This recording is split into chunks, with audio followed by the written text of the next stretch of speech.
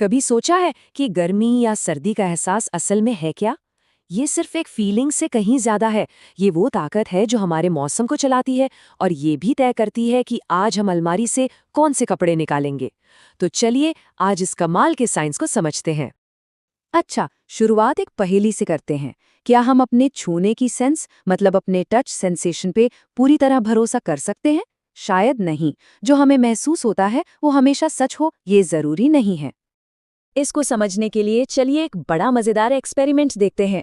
सोचिए, एक हाथ बिल्कुल बर्फ जैसे ठंडे पानी में है और दूसरा हाथ गर्म पानी में। अब अगर दोनों हाथों को एक साथ निकालकर गुनगुने पानी के बर्तन में डाल दें तो क्या होगा? क्या महसूस होगा? यही तो सारा खेल है। जो हाथ ठंडे पानी से आया है उसे गुनगुना पानी गर्म लगेगा और जो हाथ गर्म पानी से आया था उसे वही गुनगुना पानी ठंडा महसूस होगा। एक ही पानी, एक ही वक्त पर दो अलग अलग एहसास। इससे क्या पता चलता है? कि हमारा टच वो रिलेटिव है, एब्सोल्यूट नहीं। मतलब वो इस पर डिपेंड करता है कि इससे पहले हम क्या छू रहे थे। तो अब सवाल ये उठता है कि अगर हमारे हाथ ही हमें धोखा दे सकते हैं तो फिर हम किसी चीज का सही सही तापमान कैसे पता करें? यहीं पर एंट्री होती है हमारे हीरो की, एक बहुत ही जरूरी डिवाइस की। और वो डिवाइस है थर्मोमीटर। ये हमारी फीलिंग को एक पक्के भरोसेमंद नंबर में बदल देता है। कोई कंफ्यूजन नहीं। पर रुकिए, सारे थर्मोमीटर एक जैसे नहीं होते। काम के हिसाब से ये भी अलग अलग तरह के होते हैं।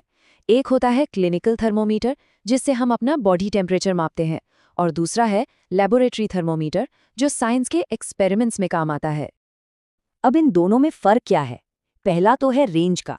क्लिनिकल थर्मोमीटर की रेंज छोटी होती है, 35 से 42 डिग्री सेल्सियस तक, क्योंकि इंसानी शरीर का तापमान इसी के बीच रहता है। इसमें एक खास चीज होती है, एक किंक, मतलब एक छोटा सा मोड़। ये पारे को अपने आप नीचे आने से रोकता है ताकि हम आराम से रीडिंग पढ़ सकें।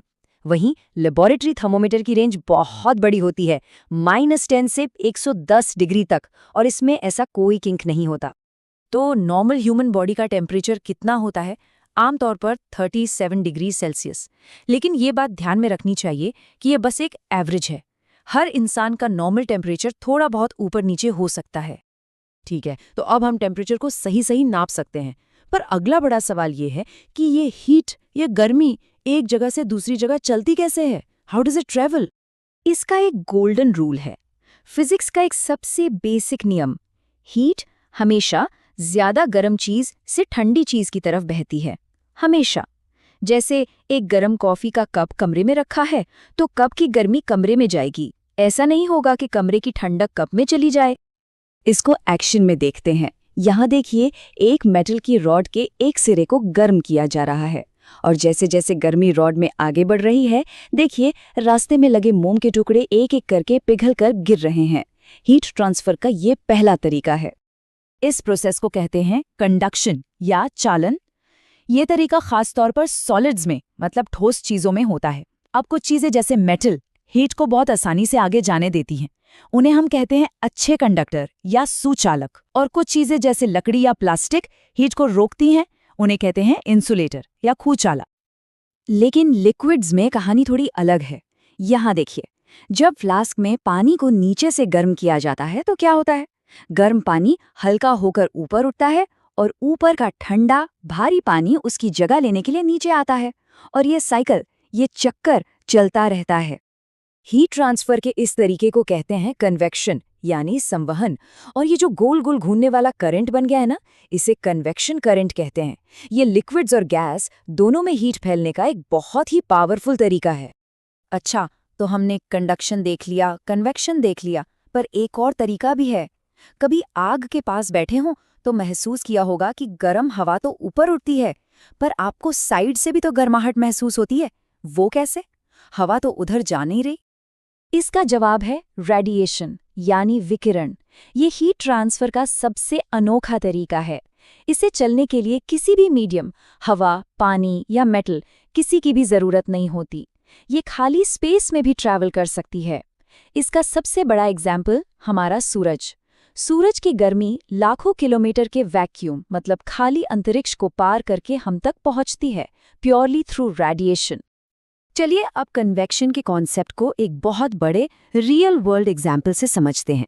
एक ऐसा फिनोमेना जिसे हम में से कई लोगों ने महसूस किया होगा। दिन के समय जमीन पानी के मुकाबले जल्दी गर्म हो जाती है, तो जमीन के ऊपर की हवा गर्म होकर ऊपर उठती है और समुद्र की तरफ से ठंडी हवा उसकी जगह लेने आ जाती है। इसे ही हम सी ब्रीज या समुद्री समीर कहते हैं। और रात में ठीक इसका उल्टा होता है। जमीन जल्दी ठंडी हो जाती है तो ठंडी हवा जमीन से समुद्र की तरफ बहती है। इसे कहते हैं लैंड ब्रीज। ये कुछ और नहीं बल्कि नेचर का बहुत बड़ा कन्वेक्शन करंट है।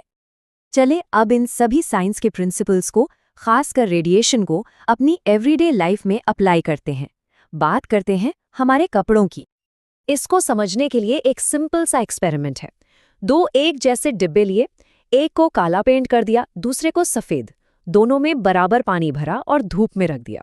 क्या लगता है कौन सा पानी ज्यादा गर्म होगा? इसका साइंस बड़ा सीधा है। डार्क कलर जैसे काला ज्यादातर हीट रेडिएशन को एब्जॉर्ब कर लेते हैं, मतलब सोख लेते हैं, और लाइट कलर जैसे सफेद ज्यादातर हीट को रिफ्लेक्ट कर देते हैं, यानी वापस भेज देते हैं। बस इसीलिए तो गर्मियों में हम हल्के रंग के कपड़े पहनना पसंद करते हैं ताकि ठंडक रहे, और सर्दियों में गहरे रंग के कपड़े ताकि गर्माहट बनी रहे। अच्छा, और सर्दियों में ऊनी कपड़ों का क्या? वो हमें गर्म कैसे रखते हैं? ज्यादातर लोगों को लगता है कि ऊन गर्म होती है, पर असली हीरो ऊन नहीं बल्कि उसके रेशों के बीच फंसी हुई हवा है।